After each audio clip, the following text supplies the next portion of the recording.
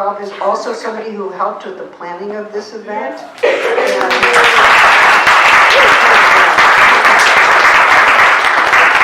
hope he's still here. I'm not sure if he was still here. Maybe he just stepped out. Okay. If he comes back, he will come up. I believe as well Harsha and Chana will come up and talk with you. And are there other members of the Complit department who would like to join? Anne-Lise, would you like to come up? And maybe I'll ask Michael Allen as well if he would like to join us, just because he's thought about these issues so much.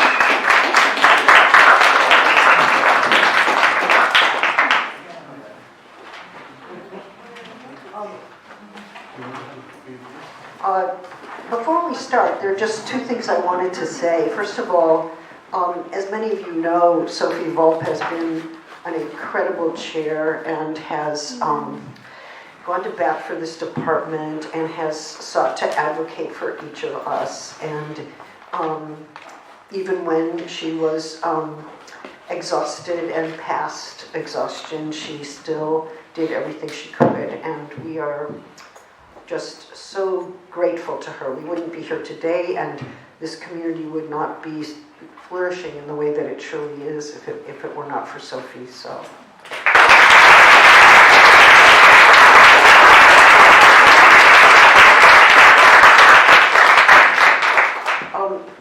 As you know, in the humanities here at Berkeley and across the country, if not the globe, we're under an enormous pressure to explain what we do and why we do and why it is of value.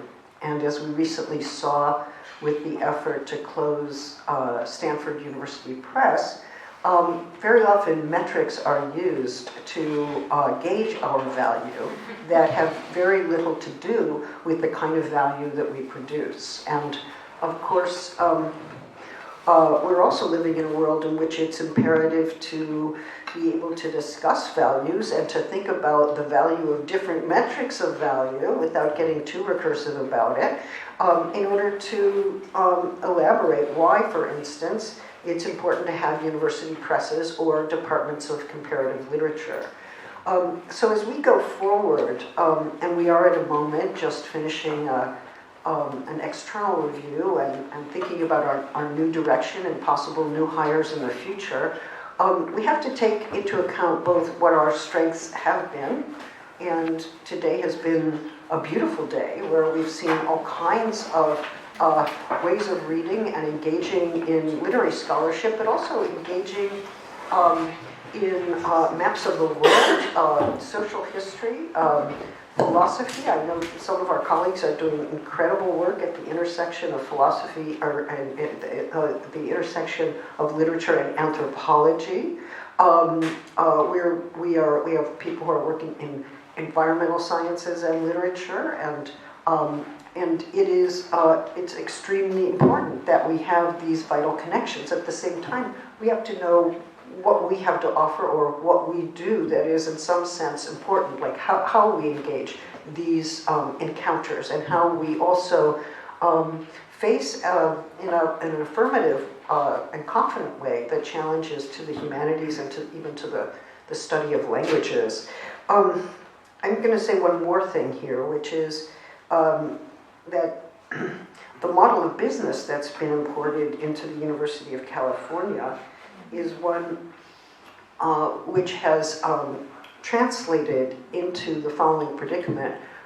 Small units, like comparative literature or like Slavic or German, are now being asked to become entrepreneurial units that raise funds for themselves. So, for instance, on occasions when we seek to have augmented graduate funding so that our students can study languages or visit archives, or do the kind of research they may need to do in different parts of the world, we are asked to raise those funds ourselves. I mean, when this first came down, we thought, what?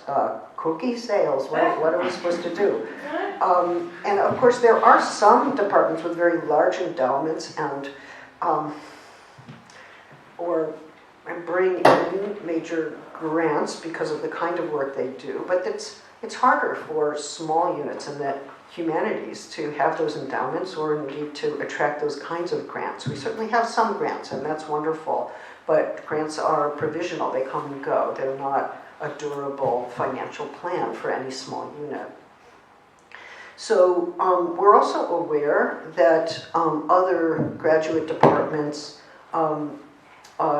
in the country can very often offer more money than we can offer our incoming students, and we see them living on very little with rising housing costs, rental costs in this area. Indeed, more and more staff have to move out of the area and assume commuting costs because they can't afford the rents. Our students are doubled and tripled up, and I'm not sure how well they're eating or how often they're eating.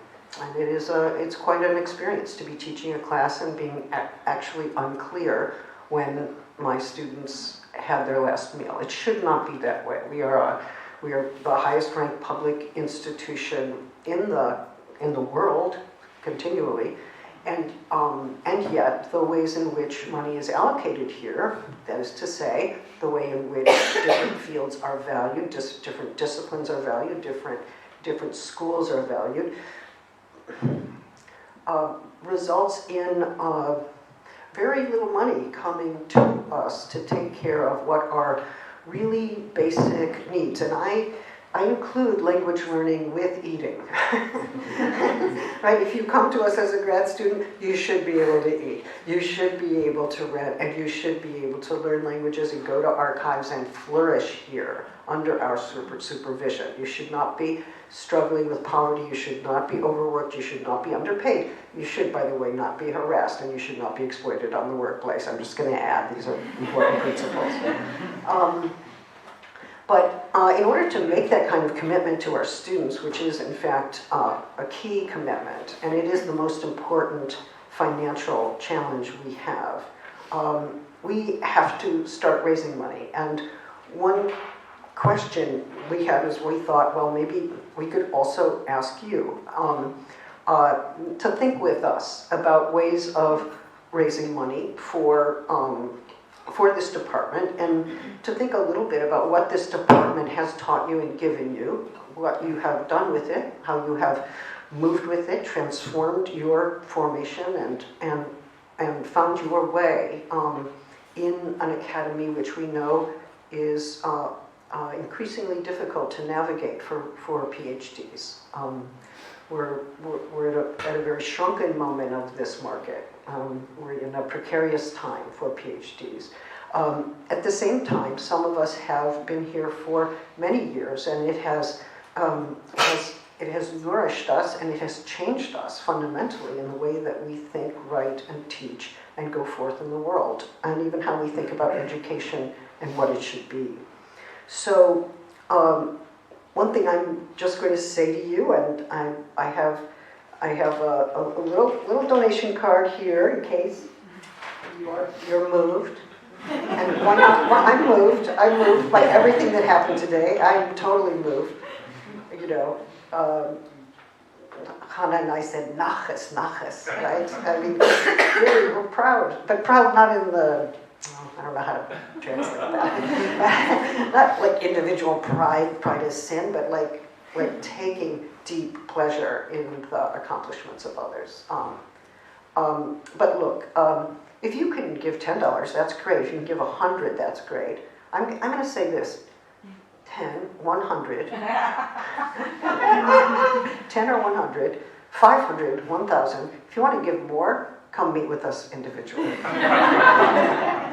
Okay, but here I'm just going to pass this around, and if you are so moved, I know I'm not a very good church person, and we don't really do this in the synagogue, so we're not supposed to do it in the synagogue. I don't really know. Anyway, but do think about it. And if you're a student now on fellowship, you are not allowed to give anything. Okay, this is for you. This is not from you. Okay. So with that, I guess I'd like us to start just by reflecting on what we heard today, and whether there was what we recognized about comparative literature at UC Berkeley in what we heard, and also what we found that was new or that opened up a direction of thought that we thought was a promising one for us or for the field more generally. Those are my two questions. And I'll just ask my colleagues to give a spontaneous answer to that if they can, and we can open up the conversation. Oh, and if you're cold, I brought these. Give them back.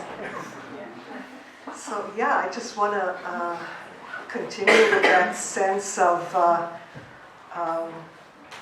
that untranslatable concept of nachas, that joyful pride in collective achievement of people you consider your family or your community. And that sense of a community, which for me has always been what Berkeley is about, was reinforced in so many amazing ways today. Intellectually, yes, politically, but also just in the beauty of this gathering. So we'll talk about the content later, but I just wanted to start us off with that. I was particularly... Can you hear me? Yeah. I was particularly struck by the fact that in some ways the arrangement of the panels over the day in some ways reflected the evolution of comparative literature as a discipline, and maybe even my own kind of sense of the various cycles of comparative literature as I have experienced them over the last few decades. I came to the United States in 1986 to the Department of Comparative Literature at Yale, at that moment in a state of orphanhood because Paul de Man had just died. Jacques Derrida, we were told, lugubriously had abandoned Yale for Irvine. And so there was this sense of general disarray, which was both profoundly disorienting but also productive, which I suspect is the general condition of comparative literature as a whole. But I just want to say perhaps that there were sort of three moments that I discerned today, which I think also reflects on my own experience and history in the field. One, perhaps we might consider as being sort of the classical age of comparative literature, the kind of the exilic humanism of the refugees from Europe who came to the United States and found a hospitable home in the United States to create a certain kind of essentially European and Eurocentric model of comparative literature that deals with certain kind of genre system, national literatures, the classical antiquity, the early modern, and the modern, all of which we also saw on display today in really wonderful ways with all of the carefully cultivated modes of close reading and tender relationship to texts. That, I think, was, of course, already being complicated and problematized by the encounter with literary theory, and we also saw today these wonderful encounters between literature and philosophy, and literature and theory, both in ways that were mutually enlightening but also mutually corrective. And for me personally, that was a moment that was complicated in some ways by the fact that there were kind of interesting and productive but also paralyzing disjunctures between the area studies that I was claiming, specifically Russian and East European, and the way in which, in the immediate aftermath of the collapse of the Soviet Union, but also with the paradigms of neoliberal globalization, the world was being essentially redivided into a global north and a global south, largely eliding the experience of Second World modernity and state socialism over the course of the 20th century. And while I was instinctively drawn to post-colonial studies, it raised the very thorny question of whether the Soviet Union was indeed an empire. So my relationship to some of the kind of hegemonic forms in which conflict was being rethought was always somewhat complicated by the problem of area studies, which I think remains an interesting and productive side both of traditionalism, but also the kind of base knowledge that I think we still need to claim. And so I was also heartened by the final and third section of today's conference, where the problem of trans-regionalism and non-Western or global South encounters was raised in ways that I think are particularly important and productive for the future of the discipline. In other words, how to think about the planetary in a way that is not globalist, that still insists on the protocols of close reading and language training, without necessarily reproducing the paradigms that were generated by the hegemonic forms of knowledge that coincided with the heyday of empire. So I think we've seen all of that in display today, so I just wanted to congratulate everyone who spoke. And I would love to hear more also from the alumni today about their sense of where the discipline is going. So I'd be happy, I think, if we all vacated the table sometime soon as well.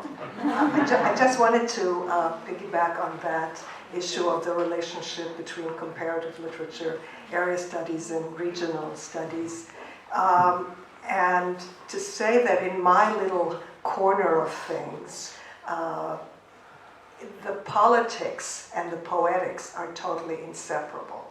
So while I totally believe in the autonomy of the work of art and in the importance of literary form, people who know my work know that that's what I do, just the fact that we teach here at Berkeley for several decades now Hebrew literature together with Arabic, Hebrew literature together with Yiddish. It is an amazingly political act for which we have been persecuted, right? The major scholar in the field wrote, whom Gil Hochberg is now replacing at Columbia. I know. They rejected my replacement, so I'm not. Right, because for political reasons, obviously. But he wrote a 90-page attack on the Berkeley School. So I'm happy that we are so dangerous to